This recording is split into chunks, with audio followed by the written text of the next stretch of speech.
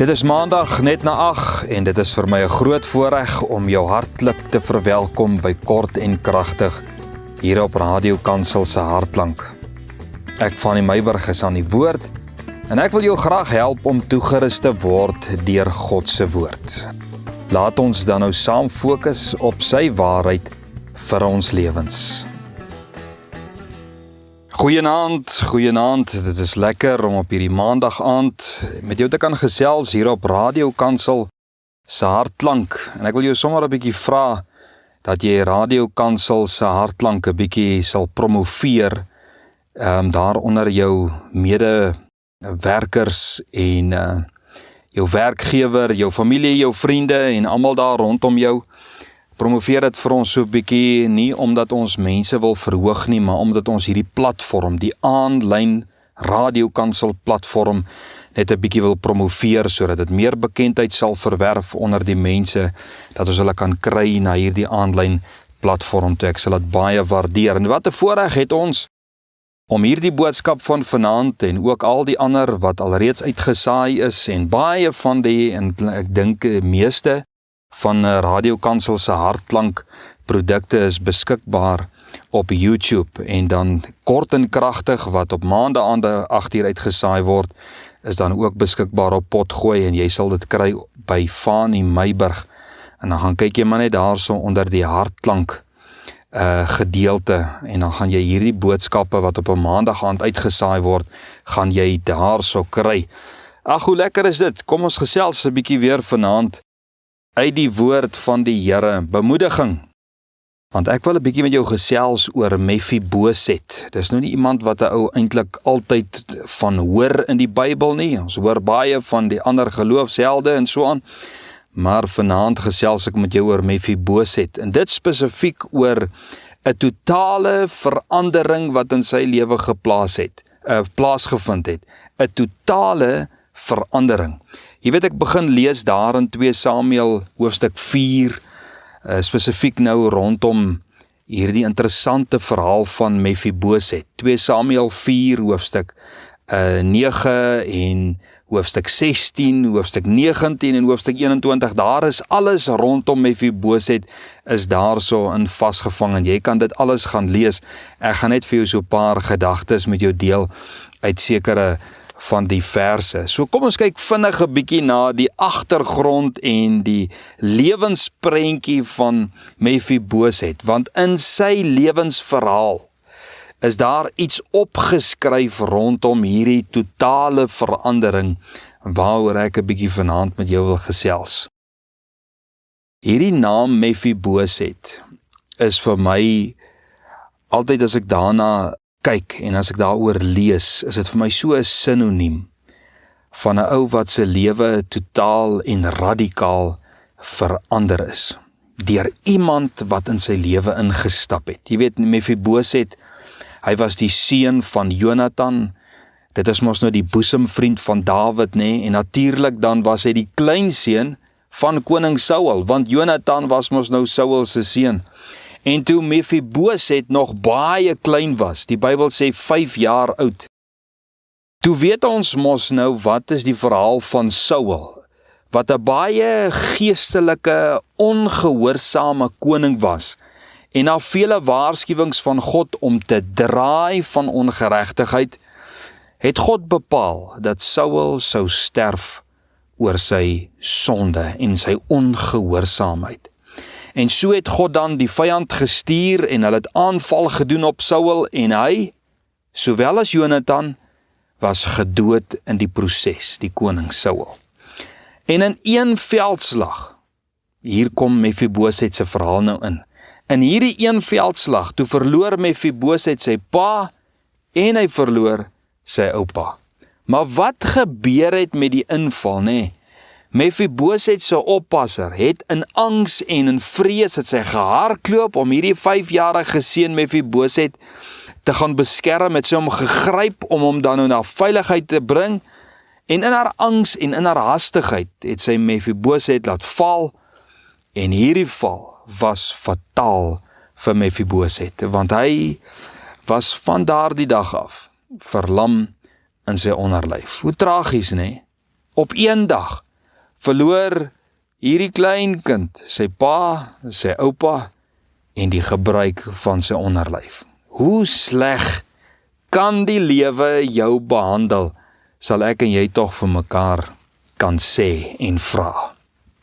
Nou koning Saul is nou dood, en soos ons weet was sy opvolger Dawid, soos God mos bepaal en hom van tevore reeds laat salf het, deur Samuel, julle onthou dit mos. Nou Dawid was 'n man met 'n baie kosbare karakter, as jy dit kan herroep van alles wat van Dawid gesê was. Hy het sy foute gehad, maar hy was 'n man met 'n baie kosbare karakter. En hy het God gevrees met sy hele hart.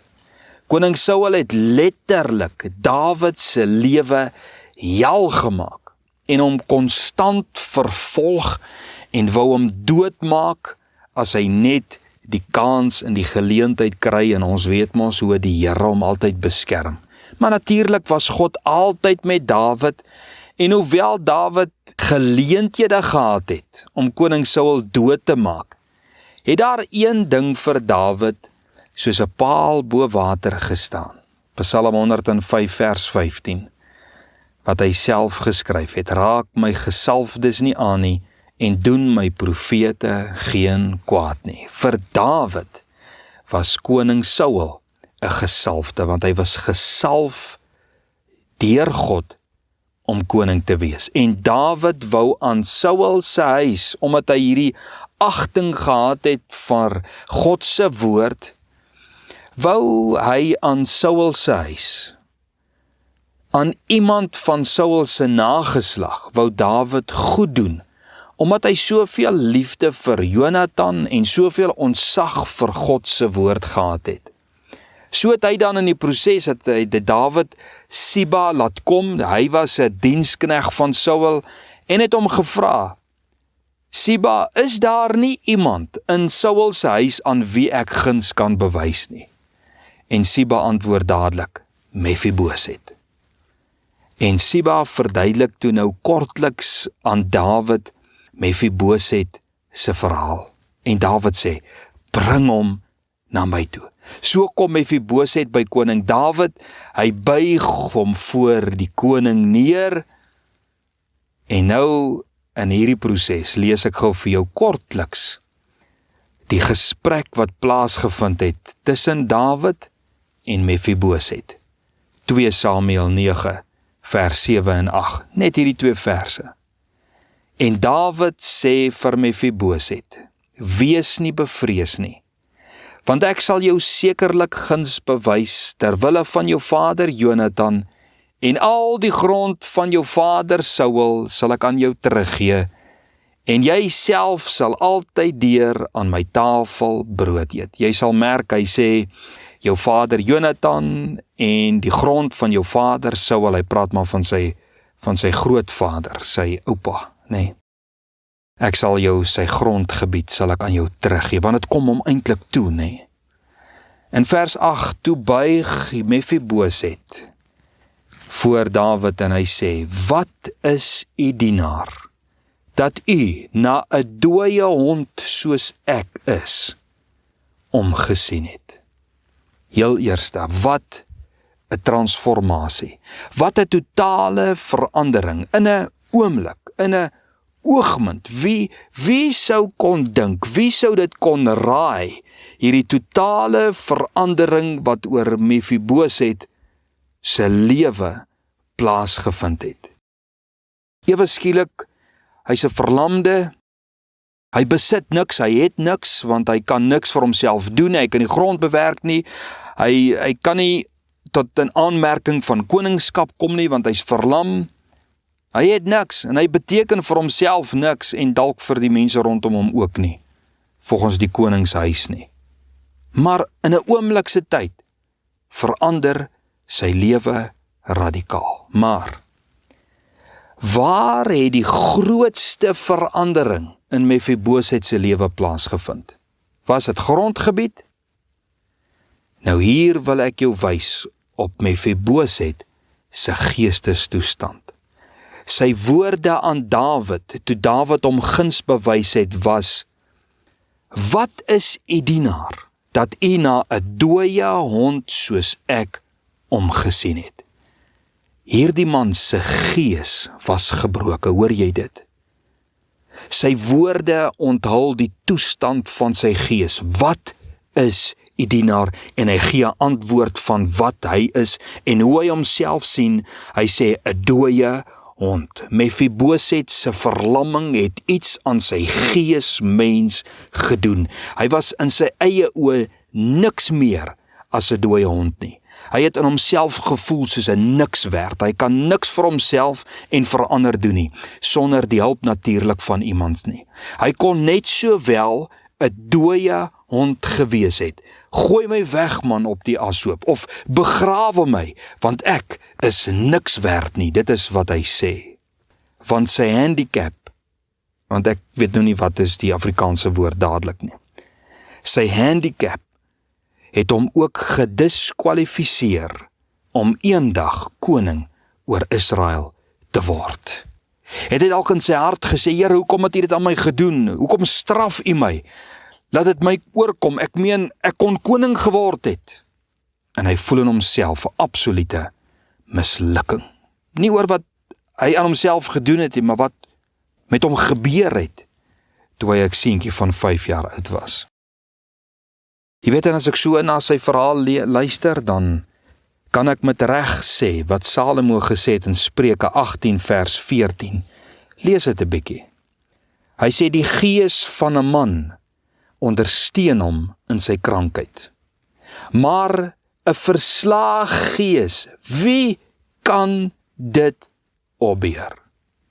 Hy sê die gees van 'n man ondersteun hom in sy krankheid, maar wat van as jou gees gebreek is? Wie kan dit opbeheer? Miskien weet jy dit, nê? Maar een ding kan ek jou van verseker. 'n gebroke of dan 'n verslae gees is 'n verdoemende kondisie waarin jy vasgevang kan wees, of iemand wat jy ken.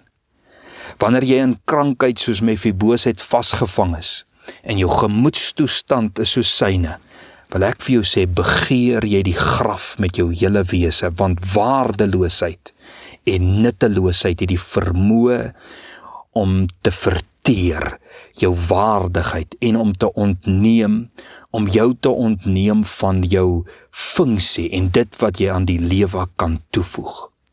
Mefiboset se gees wat hom in sy krankheid moes geondersteun het, was gebroke, dit was verslaan. Jy weet, ek het so daaroor gedink, jou gees is die sterk man van jou menswees. Breek hom en jou lewe tuimel in mekaar. Dit is wat Salomo sê. 'n gebroke gees. Wie kan dit heel maak?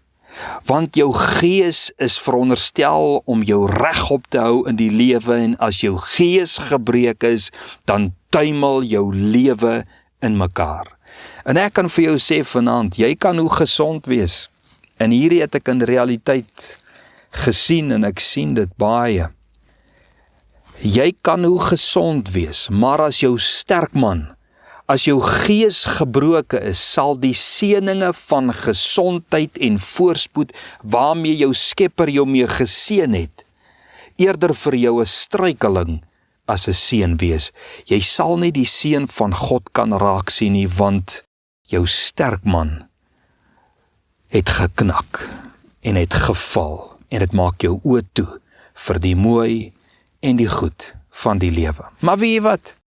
Mefiboset by die koning Dawid uitkom, en dit is waarheen ek op pad is. Toe Mefiboset by koning Dawid uitkom, toe herstel God deur koning Dawid se goeie dade Mefiboset se sterk man. Die Here herstel sy gees. Dawid, hoor mooi, Dawid het nie sy liggaam gesond gemaak nie. God het nie sy liggaam gesond gemaak deur Dawid se weldaad nie, maar God het deur Dawid die belangrikste element in Mefiboset se bestaan, sy gees, gesond gemaak. God het Mefiboset van sy werklike siekte genees, 'n gebroke gees. Mefiboset se herstel het gekom toe Dawid vir hom 'n erfenis gegee het en hom die voorreg gegee het om vir die res van sy lewe koninklik aan die koning se tafel te kon sit, gaan lees sy verhaal, in die koning se geselskap te kon wees. Sy waardigheid kan jy net dink vir 'n oomblik hoe sy waardigheid herstel is, sy menswaardigheid. En jy kan gaan lees hoe Mefiboset sy dankbaarheid vir hierdie waardigheid wat teruggebring was, hierdie herstel van gees wat hy beleef het. Hoe Mefiboset in dankbaarheid en in liefde teenoor Dawid dit uitgeleef het. Jy weet, in hierdie verhaal van Mefiboset is daar vir ons waarhede tot seëning uit God se hand weggebêre. En die waarheid is ook totale verandering.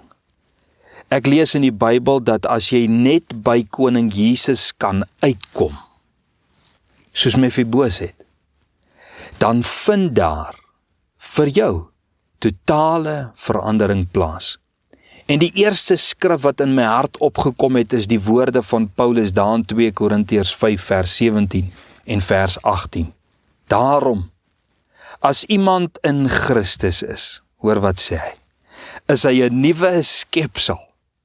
Mefiboset, as jy net by koning Dawid kan uitkom, gaan jy 'n nuwe mens word, het Siba geweet. En Siba het geweet, die ou dinge gaan verbygaan as jy net by Dawid kan uitkom. Jou lewe gaan alles nuut word as jy net by koning Dawid gaan uitkom, en dit het so gebeur. En daarom kan ek vir jou sê vanaand, as iemand in Christus is, as jy net by Christus kan uitkom, as jy 'n nuwe skepsel. Die ou dinge gaan verbygaan en dit alles gaan nuut word. Dit is 'n woord van God. Vers 18 sê, 2 Korintiërs 5.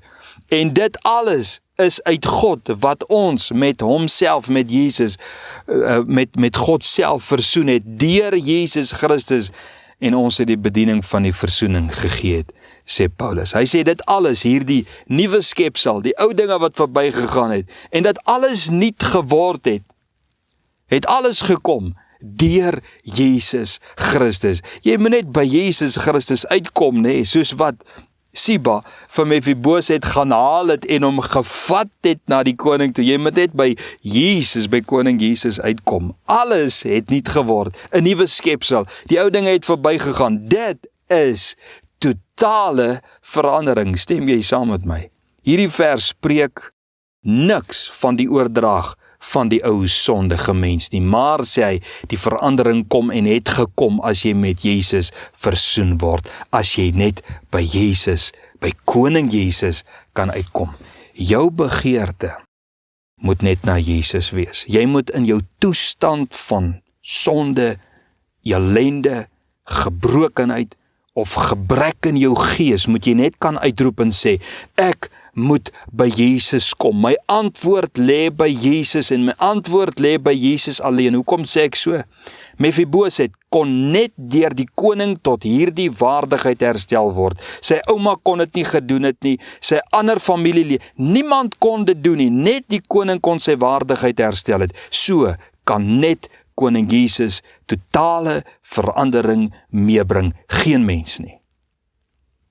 Jesaja 61 profeteer oor Jesus wat sal kom en sê in die eerste vers wat Jesus gaan kom doen met die wat na hom sal kom. Hoor mooi. Die gees van die Here is op my, omdat die Here my gesalf het om 'n blye boodskap te bring aan die ootmoediges. Wat is die boodskap? Die heel eerste boodskap is, hy het my gestuur om te verbind die gebrokenis van hart.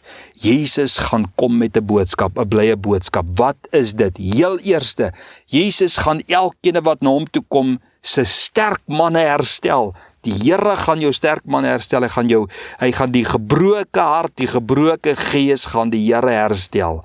Herinner dit jou nie ook, nou dat ek so daaraan dink, aan die verlore seun nie, hoe sy vader hom herstel het nie. Hy het gesê, as ek net by my vader kan uitkom, hy sê, ek gaan opstaan, Ek gaan my verlede gaan ek agterlaat. Ek gaan net by my Vader uitkom, want ek weet as ek by my Vader gaan uitkom, ek gaan my Vader my herstel. En wat ek gou nog wil aanraak, is jou erfenis. Jou geestelik afhanklike toestand kwalifiseer jou vir erfenis. Dis hoekom Mefiboset ontvang het wat hy ontvang het. Want hy was in 'n afhanklike toestand.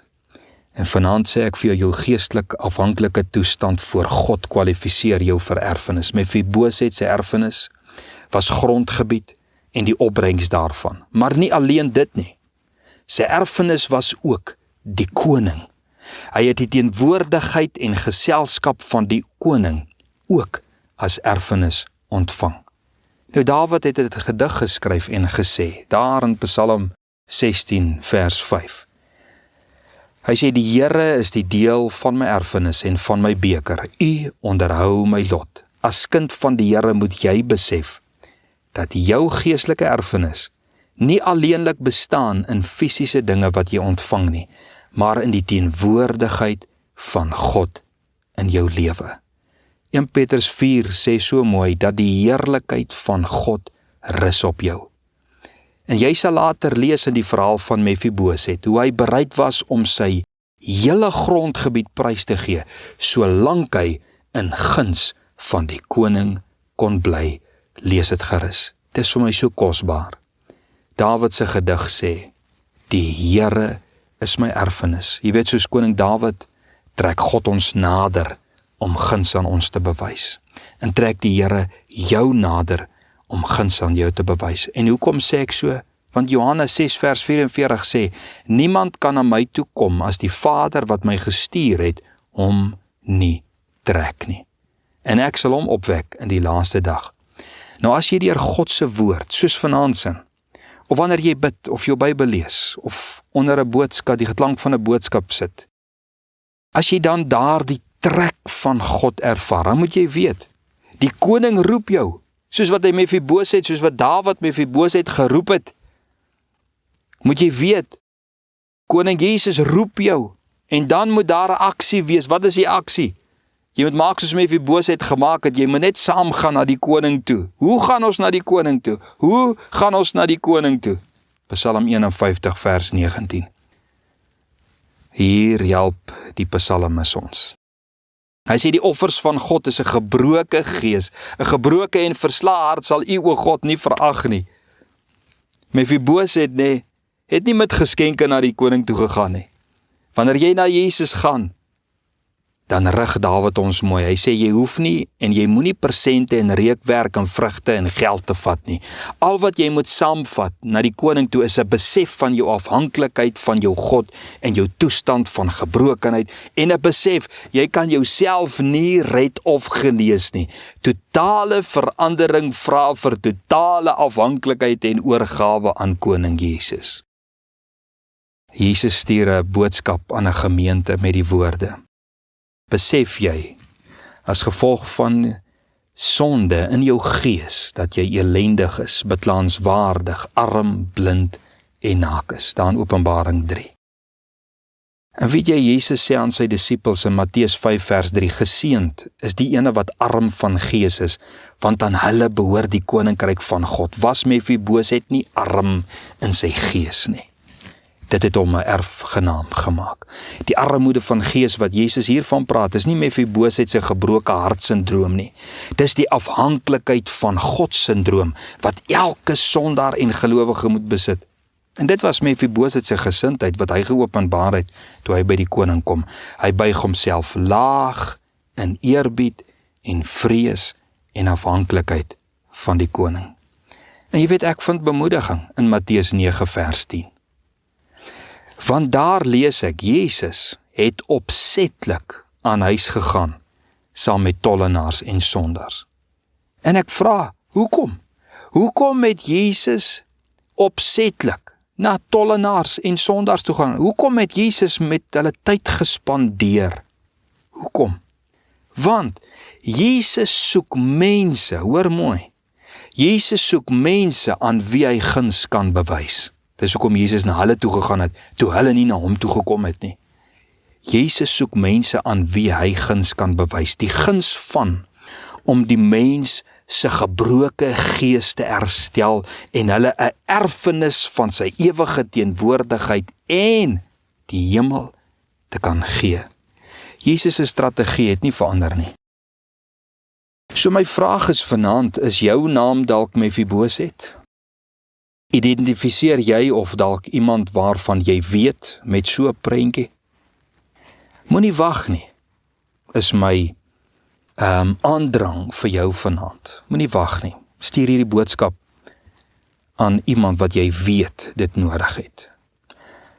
En as jy dalk die een is wat dit moet hoor, moenie wag nie. Gryp God vanaand aan.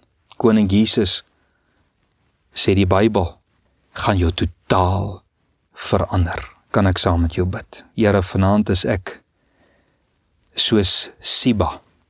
Ek is die roeper van Koning Jesus en ek bring voor U vanaand Mefibosets. En ek vra Koning Jesus, bewys guns aan elkeen soos wat U beloof het in U woord. Amen. Blessings, seën van die Here. Tot volgende week, selfde tyd, selfde plek, as ons lewens gespaar is en as die Here se wil daarby is. Alles wat mooi is vir die res van die week. Lekker slaap.